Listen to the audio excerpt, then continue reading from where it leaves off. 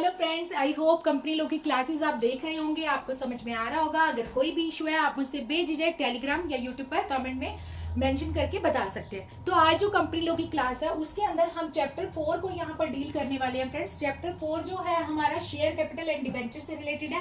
साथ ही साथ section 43 and 72 cover हो रहे हैं इस चैप्टर के अंदर। और इस चैप्टर के अंदर शेयर कैपिटल एंड डिबेंचर को समझने के लिए या उसके लिए हमें क्या करना पड़ेगा, क्या होते हैं, हमें जो यहाँ पर शेयर डिबेंचर एक्ट 2014 के जो रूल हैं उनको फॉलो करना पड़ेगा।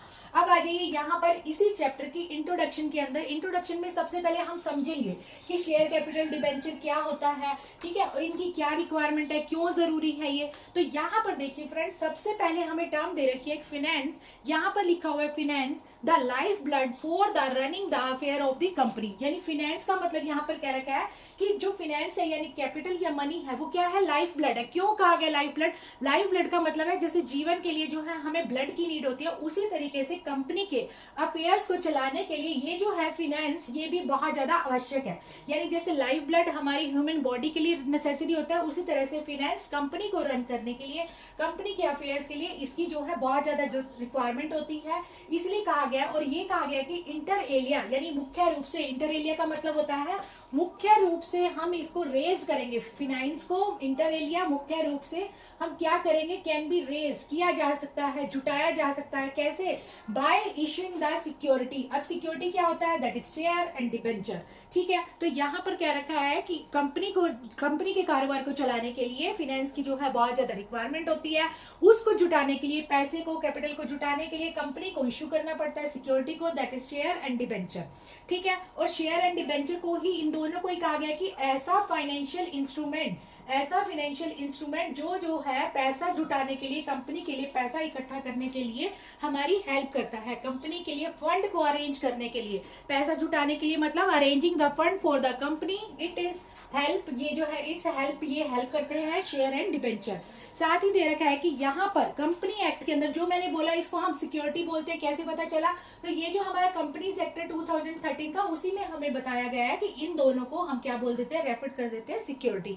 दूसरी बात यहाँ पर दे रखा है कि जैसे ही हम शेयर बाय करते हैं, ठीक है, उससे क्या होता है, शेयर रिप्रेजेंट करता है, यहाँ पे जो शेयर है ये क्या रिप्रेजेंट करता है कि उस पर्सन की ओनरशिप आ गई है। कहां पर? कंपनी में। ओनरशिप इंटरेस्ट आ गया है कंपनी के अंदर विद इंटरप्रीन्यूअल रिस्क। यहां पर देखिए टर्म दे रखी है इंटरप्रीन्यूरियल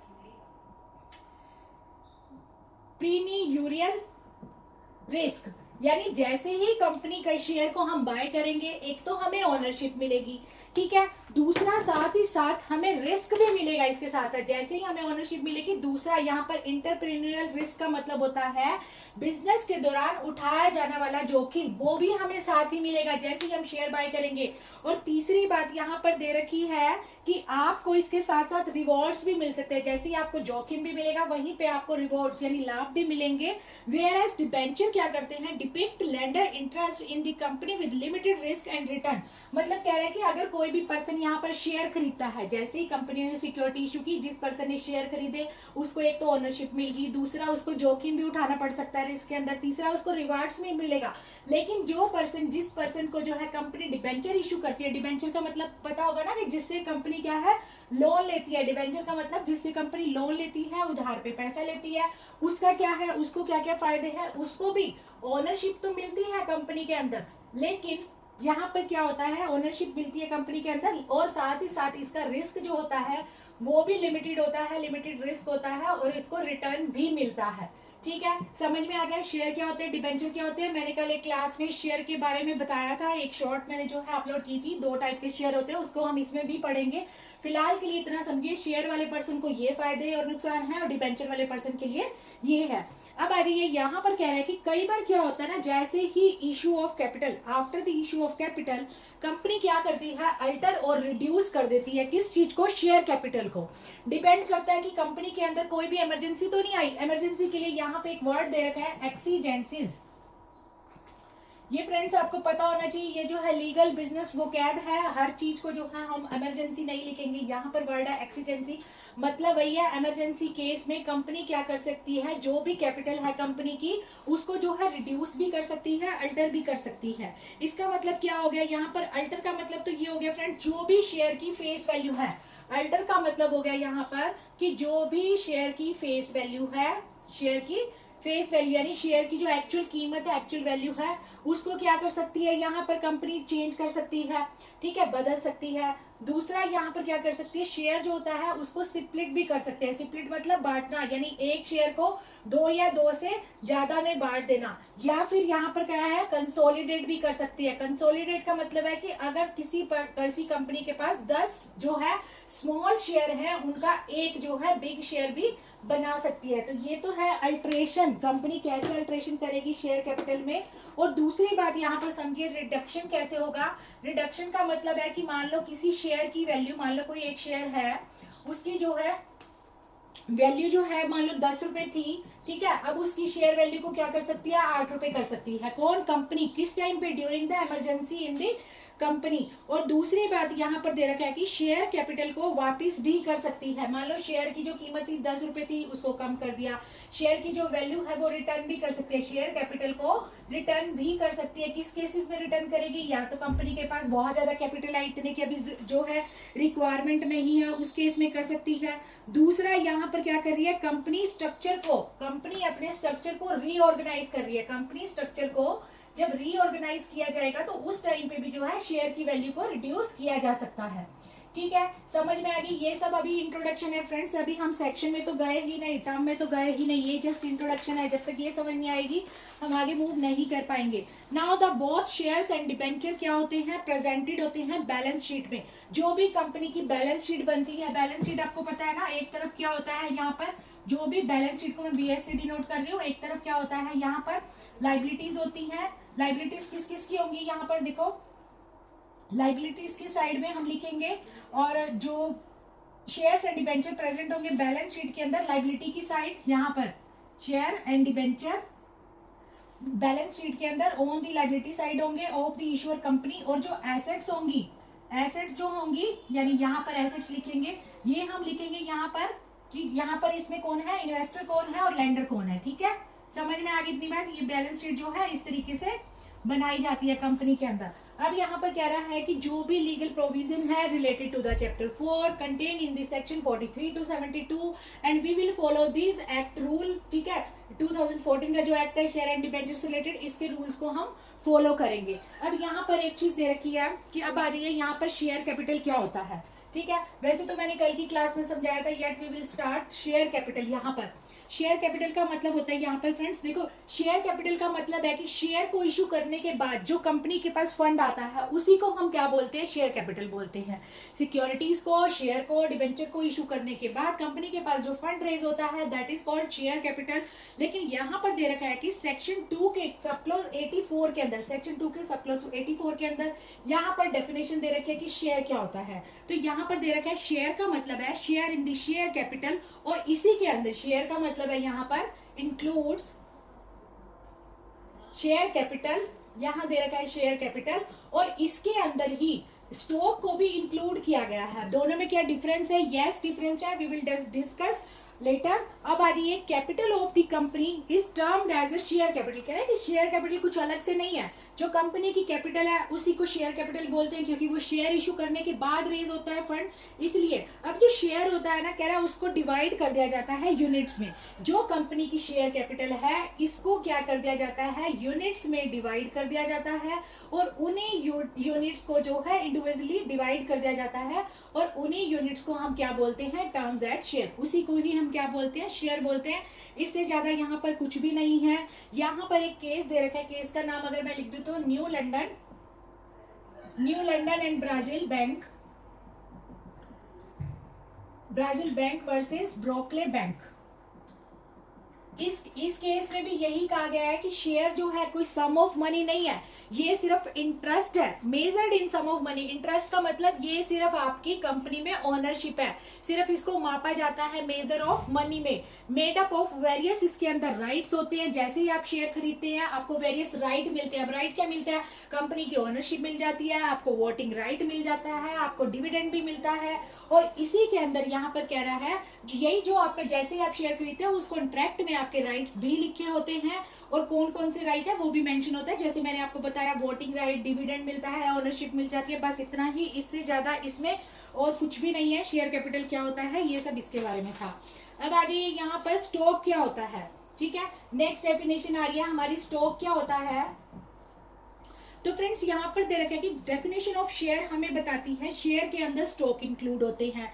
ठीक है, अगर कंपनी अंडरटेक लेती है to aggregate the fully paid up share of various member as per their request and merge those share into one fund, then such fund is called stock. कह रहे थे देखो शेयर्स जो है शेयर के अंदर ही स्टॉक होते हैं, स्टॉक कोई डिफरेंट चीज नहीं है, इसी के अंदर इंक्लूड होते हैं। बस इतना ही फर्क है, जो एक पर्सन के, मान लो कोई पर्सन है, उसके कंपनी के अंदर जितने भी शेयर हैं, अगर वो पर्सन जो है कंपनी को रिक्वेस्ट करता है कि मेरे सभी शेयर को क्या कर दो आप, मर्ज कर दो, मेरे सभी शेयर को क्या कर दो, मर्ज कर दो, तो उसी मर्ज करने के बाद उन्हीं शेयर्स को नाम क्या दे दिया जाता है, स्टॉक दे दिया जाता है। ठीक है, जैसे मान लो एक शेयर है जिसकी वैल्यू क्या है 100 रुपीज है, एक शेयर जिसकी वैल्यू यहाँ पर क्या है 100 रुपीज है, अगर किसी पर्सन ने 100 शेयर्स खरीदे तो उसकी वैल्यू क्या होगी 10,000।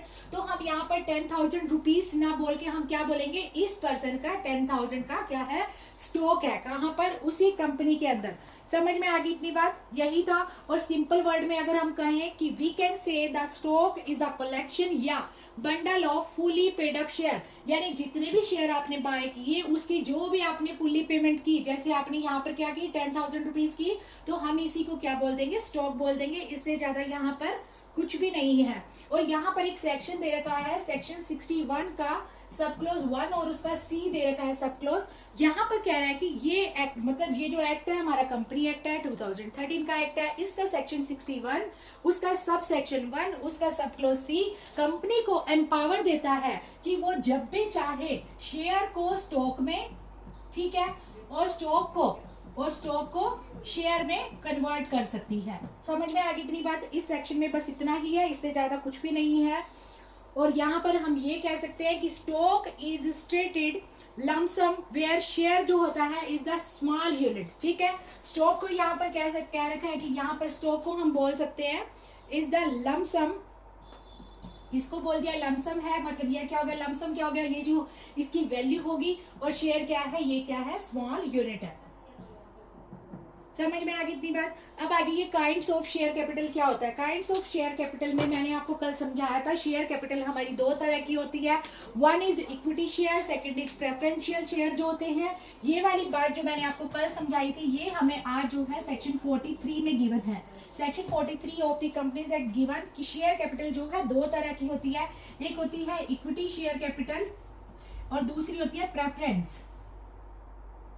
अब इन दोनों में डिफरेंस क्या होता है फ्रेंड्स, यहाँ पे देखो दो कैटेगरी दे रखी है। जो इक्विटी शेयर होता है ना, उसमें तो क्या होता है, सेक्शन 43 हमें बताता है कि जो इक्विटी शेयर है इसके अंदर क्या होता है, पर्सन को ओनरशिप मिलती है। ठीक है, पर्सन जो है मेंबर बन जाता है, कंपनी का मेंबर बनेगा तभी तो ओनरशिप मिलेगी, उसको वोटिंग राइट भी मिल जाता है। ठीक है, वोटिंग राइट भी मिलता है यहाँ पर। और इसको यहाँ पर क्या होता है, इक्विटी शेयर के अंदर पर्सन को डिविडेंड भी मिलते हैं, लेकिन ये डिपेंड करता है कंपनी को जितना प्रॉफिट जितना लॉस होगा उसके अकॉर्डिंग इसको डिविडेंड मिलेंगे। ठीक है, और लेकिन जो प्रेफरेंस शेयर होते हैं इसके अंदर क्या होता है, इसके अंदर भी पर्सन को ओनरशिप तो मिलती है, लेकिन यहाँ पर जो प्रेफरेंशियल शेयर होते हैं इसके अंदर ओनरशिप जो होती है वो लिमिटेड होती है। दूसरी बात यहाँ पर दे रखा है कि जो payment of dividend and repayment of capital winding up के टाइम पे, यानी जो यहाँ पर डिविडेंड की जो पेमेंट होती है, डिविडेंड की जो पेमेंट होती है वो कब मिलती है, at the time of winding up, यानी जब कंपनी बंद हो जाती है उस टाइम पे यहाँ पर प्रेफरेंशियल शेयर के अंदर यहाँ पर पर्सन को जो है पैसा मिलता है, पेमेंट मिलती है। तो ये हम कह सकते हैं, ये जो होती है प्रेफरेंशियल शेयर होती है, इसको हम बोल सकते हैं कंपनी, ये कौन सी कंपनी इशू करती है ये वाले शेयर, जो कंपनी लिमिटेड बाय शेयर होती है, जो कंपनी लिमिटेड बाय शेयर होती है वो कंपनी प्रेफरेंशियल शेयर को इशू करती है। पेमेंट ऑफ डिविडेंड जो होती है वो फिक्स्ड होती है। ठीक है, इसके अंदर हमने बोला जो डिविडेंड की पेमेंट मिलेगी at the time of winding up मिलती है, लेकिन फ्रेंड्स ये पहले ही फिक्स्ड हो जाती है कि आपको इतनी ही मिलेगी। उसके बाद भले ही कंपनी को प्रॉफिट हो लॉस हो, इट डजंट मैटर, हमने पहले ही फिक्स कर लिया कि हमें कंपनी वाइंडिंग अप के टाइम पे हमें डिविडेंड की पेमेंट इतनी मिलेगी। साथ ही साथ यहाँ पर कैपिटल की रीपेमेंट भी मिलती है जब कंपनी वाइंडिंग अप हो जाती है। ठीक है, ये था हमारे पास प्रेफरेंशियल शेयर। सेक्शन 43 के अंदर दो तरह के शेयर दे रखे हैं, लेकिन जो ये प्रेफरेंशियल शेयर है इसको मेंशन किया गया है सेक्शन 43 की एक्सप्लेनेशन 3 के अंदर। एक्सप्लेनेशन 2 के अंदर, ठीक है। अब आ जाइए नेक्स्ट टर्म पे। नेक्स्ट है हमारे पास इक्विटी शेयर कैपिटल क्या होता है। मैंने आपको जो है ओवरव्यू दे दिया, इसका ये होता है, फिर भी इसमें से भी पढ़ देते हैं कि जो share capital which are not preference share capital, जो प्रेफरेंस शेयर नहीं है वो क्या हो जाएगी, इक्विटी शेयर कैपिटल हो जाएगी। अब इसके अंदर मैंने आपको बता दिया वोटिंग राइट मिलेगा, यही सब चीजें हैं इसके अंदर, आप खुद से रीड कर सकते हैं। यहाँ पर एक चीज दे रखी है, इक्विटी शेयर जो होती है विद डिफरेंशियल राइट जो होता है विद रिस्पेक्ट टू डिविडेंड और voting right according to the rule 4 of the company. यानी जो यहाँ पर जो प्रेफरेंस शेयर कैपिटल है इसको छोड़कर जो बच गई वो हमारी इक्विटी शेयर कैपिटल होती है। इसके अंदर डिफरेंस राइट इसलिए होते हैं क्योंकि ये जो हमारा ये जो शेयर एंड डिबेंचर एक्ट है इसके रूल 4 में मेंशन किया गया है कि इक्विटी शेयर कैपिटल वाले पर्सन को जो है क्या क्या यहाँ पर राइट्स मिलेंगे। अब आ जाइए यहाँ पर equity share with differential right कौन कौन से होते हैं। देखो सबसे पहले हमें कहता है कि कंपनी जो भी लिमिटेड बाय शेयर होगी, जो भी कंपनी लिमिटेड बाय शेयर होगी वो क्या करेगी, यहाँ पर इक्विटी शेयर को इशू करेगी, जो भी कंपनी लिमिटेड बाय शेयर होगी। दूसरी बात यहाँ पर दे रखा है कि जो भी पर्सन इक्विटी शेयर खरीदेगा, मैंने आपको पहले ही बता दिया, उसको वोटिंग राइट मिलेगा, उसको डिविडेंड मिलेंगे, और अदरवाइज अगर complies with the following condition. अब ये जब ये सब चीजें उसको कब मिलेंगी, उन सब चीजों के लिए यहाँ पर कुछ कंडीशन दे रखी है। अगर कंपनी इन सब चीजों को फॉलो करती है तभी उस पर्सन को डिफरेंशियल राइट मिलेंगे, जो भी पर्सन इक्विटी शेयर खरीदेगा, ठीक है। तो यहाँ पर कौन कौन सी कंडीशन है जो फॉलोड बाय कंपनी होंगी। कंडीशन फॉलोड बाय कंपनी, ठीक है। जब फिर पर्सन को जो है इक्विटी शेयर कैपिटल के साथ साथ वहां पर क्या मिलेगा, उसको डिफरेंशियल राइट मिलेंगे।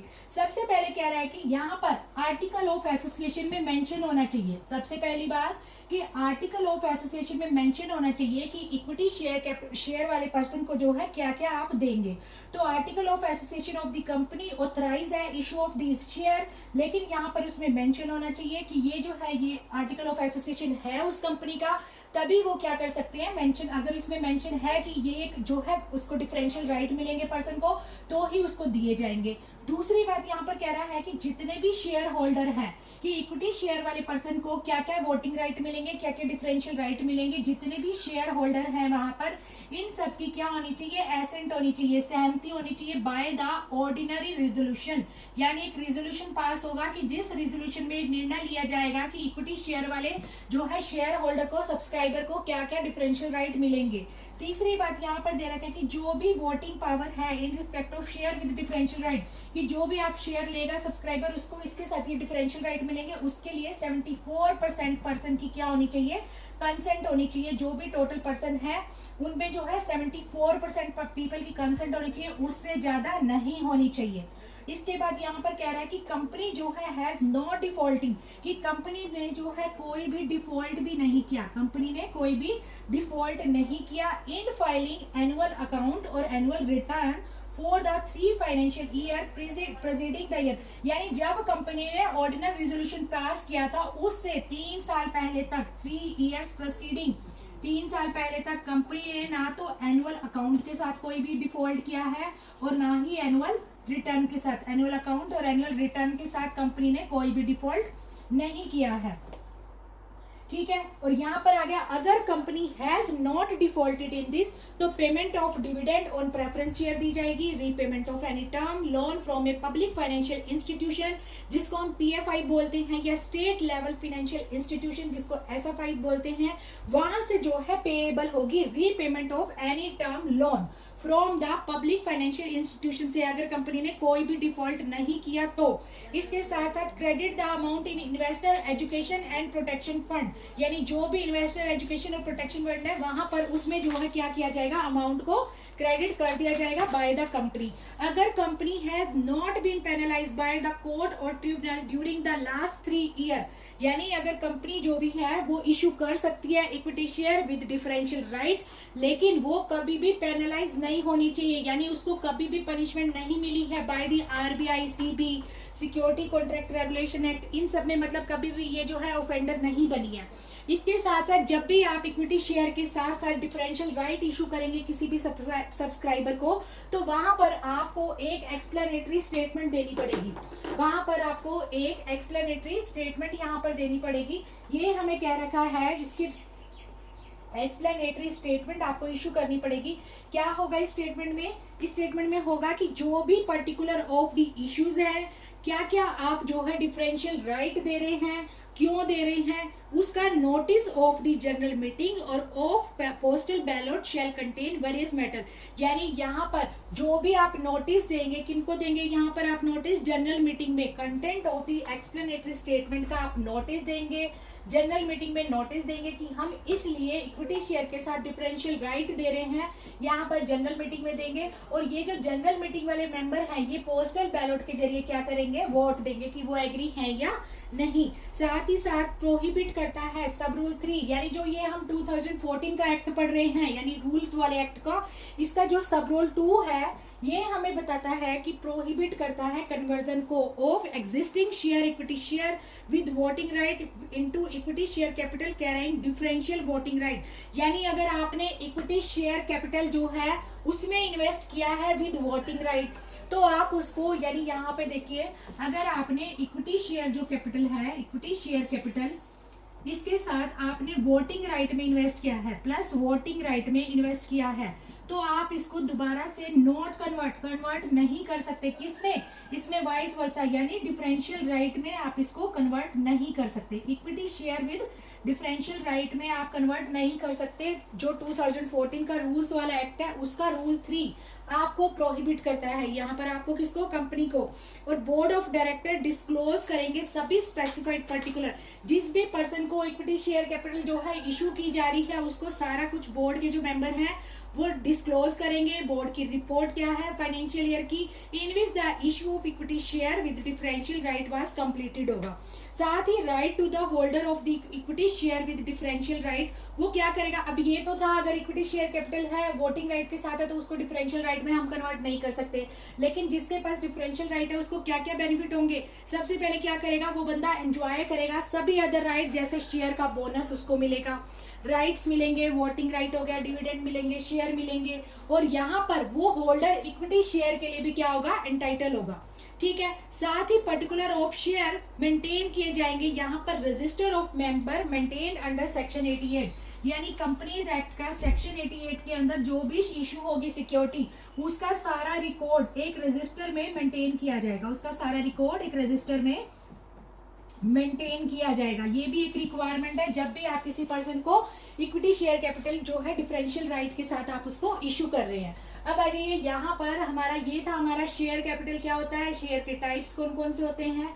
अब हम समझेंगे यहाँ पर सर्टिफिकेट ऑफ शेयर। सेक्शन 46 हमें बताता है जब भी कोई भी पर्सन को आप शेयर इशू करेंगे, ठीक है, वो पर्सन इन्वेस्टमेंट करेगा, उसको कुछ तो ऐसा प्रूफ चाहिए ना कि उसने इस कंपनी में इन्वेस्टमेंट कर रखी है या उसने इस कंपनी से जो है सिक्योरिटी बाय कर रखी है। उसके लिए सेक्शन 46 के अंदर एक शेयर सर्टिफिकेट दिया जाएगा, यानी सर्टिफिकेट ऑफ शेयर दिया जाएगा उस सब्सक्राइबर को, जो प्रूफ होगा, जो क्या होगा, एविडेंस होगा कि उस पर्सन ने जो है उस कंपनी में इन्वेस्ट किया हुआ है। तो यहाँ पर कह रहा है share issued and held in physical form. Sub section 1, section 46 का सब सेक्शन 1 हमें ये बता रहा है कि एक सर्टिफिकेट स्पेसिफाई करेगा कि इस पर ये प्राइमा फेसी एविडेंस होगा टाइटल ऑफ द पर्सन का कि कंपनी में जो है इस पर्सन ने पैसा लगा रखा है। अब ये सर्टिफिकेट कैसा होगा, इसके ऊपर क्या होगा, एक तो कॉमन सील होगी, सील किसकी होगी, कंपनी की होगी। दूसरा यहाँ पर साइन होंगे, साइन कौन करेगा, डायरेक्टर करेगा। अगर डायरेक्टर नहीं अवेलेबल तो कोई भी ऑथराइज पर्सन है वो क्या करेगा, उसके ऊपर साइन करेगा, या फिर यहाँ पर दे रखा है साइन बाय डायरेक्टर, और यहाँ पर जो कंपनी सेक्रेटरी है CS वो भी यहाँ पर क्या कर सकता है, साइन कर सकता है। साथ ही साथ यहाँ पर सब सेक्शन 2 को, सेक्शन 46 के सब सेक्शन 2 को जो रूल्स वाला एक्ट है उसके जो है रूल 6 के साथ रिलेट किया गया है।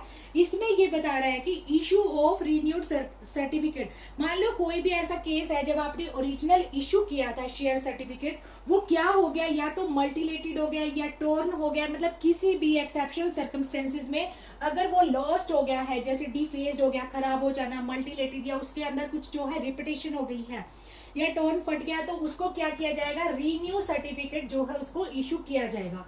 रीन्यूड शेयर सर्टिफिकेट उसको दिया जाएगा इन दी रिप्लेसमेंट, जो का उसका पुराना था उसके बदले, इन लिeu ऑफ सरेंडर करेगा, जो ओरिजिनल था उसको वापस लेकर उसको रिन्यू किया जाएगा। दूसरी ही बात यहाँ पर दे रखी है, अगर मान लो लॉस्ट या डिस्ट्रॉय हो गया, लॉस्ट या डिस्ट्रॉय हो गया तो उसको कंपनी क्या करेगी, एक डुप्लीकेट सर्टिफिकेट जो है इशू करेगी, कंपनी उसको डुप्लीकेट सर्टिफिकेट इशू करेगी अगर बोर्ड कंसेंट दे देते हैं, अगर बोर्ड ऑफ डायरेक्टर कंसेंट दे देता है कि हाँ इस पर्सन ने एविडेंस शो किए हैं कि इसका जो सर्टिफिकेट है वो लॉस्ट हो गया है या डिस्ट्रॉय हो गया, तो उसको डुप्लीकेट जो है इशू कर दिया जाएगा। और जो भी ये रीन्यूड, यानी एक ये हो गया रीन्यूड सर्टिफिकेट, दूसरा ये जो डुप्लीकेट सर्टिफिकेट है इसको भी मेंटेन किया जाएगा, मेंटेन किया जाएगा। यहाँ पर फॉर्म नंबर यहाँ पर दे रखा है, फॉर्म नंबर SH2, यहाँ पर इस फॉर्म में जो भी रिक्वायरमेंट होंगी, जो भी इसका परफॉर्मा होगा, उस मैनर में रीन्यूड सर्टिफिकेट और डुप्लीकेट सर्टिफिकेट का रिकॉर्ड वहां पर रखा जाएगा, रजिस्टर ऑफिस में रखा जाएगा ऑफ द कंपनी के, या जहां पर रजिस्टर ऑफ मेंबर रखते हैं, या इसको परमानेंटली रखा जाएगा CS की कस्टडी में, या तो यहाँ पर इसको रजिस्टर करके जहां पर भी ऑफिस के डॉक्यूमेंट होते हैं, ऑफिशियल डॉक्यूमेंट, वहां रखा जाएगा, या इसको परमानेंट अगर प्रिजर्व करना है तो CS की कस्टडी में रखा जाएगा, कंपनी सेक्रेटरी की कस्टडी में रखा जाएगा, या फिर किसी ऑथराइज्ड पर्सन की कस्टडी में, जिसको यहाँ पर ऑथराइज किया गया है, किसके द्वारा, बोर्ड के द्वारा। उसके बाद manner of issue of certificate and duplicate certificate के लिए हमने आपको बताया कि overall the article of the company की, जो कंपनी का जो इसका सर्टिफिकेट का जो मैनर है, किस मैनर में हम इसको इशू करेंगे सर्टिफिकेट को या डुप्लीकेट को, तो यहाँ पर दे रखा है कि ये जो सर्टिफिकेट होगा ना, ये फिजिकल फॉर्म में होगा, ये सर्टिफिकेट फिजिकल फॉर्म में होगा, नॉट इन डीमेटेरियलाइज्ड फॉर्म। डीमेटेरियलाइज्ड फॉर्म का मतलब पता है ना कि इलेक्ट्रॉनिक फॉर्म में नहीं होना चाहिए, ये सर्टिफिकेट की बात हो रही है। उसके बाद है यहाँ पर जो pre requirement for issue of share certificate issue किया जाएगा। Surrender of letter of allotment, जब पर्सन जो है यहाँ पर लेटर इशू करेगी कि हमें जो है शेयर सर्टिफिकेट इशू किया जाए, ठीक है। और यहाँ पर दे रखा है कि लेटर यहाँ पर इन परस्यूएंस ऑफ द रेजोल्यूशन, यानी बोर्ड ने जो रेजोल्यूशन पास किया होगा कि कब और किस फॉर्म में जो है फिजिकल सर्टिफिकेट इशू करना है, उस अकॉर्डिंग इशू किया जाएगा, वो रेजोल्यूशन बोर्ड पास करेगा। और यहाँ पर SH1 नाम का एक फॉर्म है जिसके अंदर शेयर यहाँ पर इशू होगा। यहाँ पे मैंने SH2 बताया, ये फॉर्म का परफॉर्मा जब आपको रीन्यूड या डुप्लीकेट सर्टिफिकेट की जो है उसके रिकॉर्ड को मेंटेन करना है और सर्टिफिकेट को इशू करने के लिए यहाँ पर SH1 नाम से जो है आपको जो है फॉर्म भरना पड़ेगा, जिसके अंदर नेम ऑफ द पर्सन होगा जिसके फेवर में सर्टिफिकेट इशू हो रहा है, किससे रिलेटेड है, अमाउंट पेड अप कितनी है, और जितने भी पर्टिकुलर हैं यहाँ पर इससे रिलेटेड, शेयर सर्टिफिकेट से रिलेटेड सारे यहाँ पर मेंटेन होंगे according to section 88 of the companies act. सभी पर्टिकुलर मेंशन होंगे, यानी उस पर्सन का नेम, किसकी फेवर में है, कितना उसने जो है शेयर का अमाउंट पे किया है, सब। उसके बाद है maintenance of share certificate form and related books and document maintain होंगे according to the share and debenture rules act 2014 के रूल 7 के अकॉर्डिंग। यानी यहाँ पर कह रहा है कि जितने भी ब्लैंक फॉर्म होंगे जो भी हमने इशू किए हैं शेयर सर्टिफिकेट के लिए, सभी प्रिंटेड होंगे only on the authority of the resolution of board. यानी कौन से यहाँ पर जो भी हम शेयर सर्टिफिकेट करेंगे उसका जो परफॉर्मा होगा, उससे रिलेटेड जो डॉक्यूमेंट होगा वो प्रिंटेड तभी किए जाएंगे जब उसके अंदर बोर्ड की कंसेंट होगी, और वहां पर कंजिक्यूटिवली लगातार मशीन से ही उसके ऊपर सीरियल नंबर भी होगा उन फॉर्म के अंदर, ठीक है। मैनुअली आप उस पर कोई भी नंबर नहीं लिखेंगे। और उसको यहाँ पर कह रहा है कि जो भी बुक होंगी pertain to record of the share certificate shall be preserved होंगी। जितनी भी बुक्स यहाँ पर होंगी शेयर सर्टिफिकेट से रिलेटेड, सब जो है कम से कम भी 30 ईयर्स तक मेंटेन की जाएंगी, सब कम से कम 30 ईयर्स तक मेंटेन की जाएंगी, यहाँ पर दे रखा है, ठीक है। परमानेंटली अगर उसको प्रिजर्व करना है तो अगर हम उसको क्या करेंगे 30 ईयर्स तक, यहाँ पर दे रखा है कि जो शेयर सर्टिफिकेट है उसको हम 30 ईयर्स तक प्रिजर्व करेंगे। अगर कोई डिस्प्यूटेड शेयर सर्टिफिकेट है उसको हम परमानेंटली प्रिजर्व करेंगे। साथ ही यहाँ पर दे रखा है कि पनिशमेंट क्या होगी। अच्छा, एक चीज और दे रखी है, जितने भी सर्टिफिकेट सरेंडर होंगे ना कंपनी के पास, इमीडिएटली उन पे स्टैंप लगाई जाएगी और printing the word cancel in the bold letter, यानी जो भी सर्टिफिकेट है डिस्प्यूटेड है उनको डिफेस किया जाएगा, मतलब उनकी जो है पहचान की जाएगी, उन पे स्टैंपिंग की जाएगी बोल्ड लेटर के अंदर उनके ऊपर कैंसल्ड लिखा जाएगा और मे बी डिस्ट्रॉय हो जाएंगे after the expiry of 3 years from the date on which surrender. यानी कोई भी डिस्प्यूटेड सर्टिफिकेट है तो उसको क्या करेगा, उसके ऊपर मान लो कोई ऐसा सर्टिफिकेट है डिस्प्यूटेड, इस पर बोल्ड लेटर में यहाँ पर कैंसल लिखा जाएगा और फिर विद इन 3 years यानी जब ये सरेंडर होगा, सरेंडर होने के 3 years के बाद इसको क्या कर दिया जाएगा, डिस्ट्रॉय कर दिया जाएगा। ठीक है, ये था शेयर सर्टिफिकेट के बारे में। किसके बारे में, शेयर सर्टिफिकेट के बारे में ये डिटेल थी। अब यहाँ पर दे रखा है punishment for issuing duplicate certificate of share with intent to defraud. अब यहाँ पर सेक्शन 46 पढ़ रहे हैं हम शेयर सर्टिफिकेट से रिलेटेड। इसका सब रूल 5 ही कहता है अगर आपने इंटेंट टू डिफ्रॉड, किसी के साथ डिफ्रॉड करने की इंटेंशन से किसी को अगर आपने इशू किया सर्टिफिकेट, तो वहां पर अगर company with intent to defraud issue करती है डुप्लीकेट सर्टिफिकेट, यानी आपने फ्रॉड के पर्पज से डुप्लीकेट सर्टिफिकेट इशू किया, यदि मान लो कंपनी करती है तो कंपनी को क्या सजा होगी, यहाँ पर कंपनी को मिनिमम जो फाइन होगा, जो 5 times यानी 5 गुना face value of the share, 5 गुना face value of the share इसको पेनल्टी लगेगी, या फिर 10 times of the face value, 10 times of the face value, या यहाँ पर दे रखा है 10 करोड़, जो भी इनमें से ज्यादा होगा। यानी अगर जितने पर्सन ने शेयर में इन्वेस्ट किए, अगर उसकी फुली पेड अप कैपिटल देखे तो वो 10 गुना होने के बाद अगर 10 करोड़ से ज्यादा बन रही है तो ये वाला फाइन लगेगा, अगर कम बन रही है तो 10 करोड़ रुपए फाइन लगेगा। किसके ऊपर, कंपनी के ऊपर, जब वो डिफ्रॉड करने की इंटेंशन से किसी भी पर्सन को डुप्लीकेट सर्टिफिकेट इशू करती है। वहीं अगर कोई भी ऑफिसर ऐसा करता है, कोई भी ऑफिसर डिफॉल्ट करता है, तो यहाँ पर जो ऑफिसर है वो लायबल होगा अंडर दी सेक्शन 447, क्योंकि section 447 of the companies act ये भी हमें पेनल्टीज के बारे में बताता है। डिफरेंट प्रोविजन की पेनल्टी यहाँ पे मेंशन की गई है। ठीक है, तो यहाँ पर ये था हमारे पास जो शेयर कैपिटल के बारे में हमने पढ़ा, क्या होता है शेयर कैपिटल और डिबेंचर क्या होते हैं, स्टॉक क्या होते हैं, ये हमने पढ़ा। शेयर सर्टिफिकेट कैसे इशू होगा, कौन कौन से सेक्शन में क्या दे रखा है, साथ ही साथ इसी के अंदर शेयर कैपिटल और डिबेंचर के एक्ट के जो है रूल, जो है 2014 एक्ट के रूल जो है वो भी हमने सभी सेक्शन में समझे। नेक्स्ट क्लास में हम इससे आगे जो है टॉपिक को डील करेंगे। आई होप आपको क्लासेस समझ में आ रही हैं। सभी क्लासेस को देखिए तभी जज कीजिए, बिना थोड़ी सी क्लास को देखकर प्लीज क्लास को जज मत कीजिए। मिलते हैं नेक्स्ट वीडियो में, बाय बाय, थैंक यू।